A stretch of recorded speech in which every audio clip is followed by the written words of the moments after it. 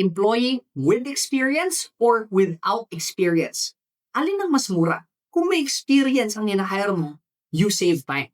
Hindi mo na kailangan ituro lahat. May intuition na, may pattern recognition na siya. Even if magaling ka magturo, hindi mo kaya turuan ng tao in one sitting. Kailangan pa rin ng repetition, kailangan pa rin ng exposure. Kung wala experience naman ang hinahire mo, you save money. Mas mababa ang sweldo, mas mura ang payroll at less risk for the business. So, ano yung pipiliin ko? With experience. Bakit?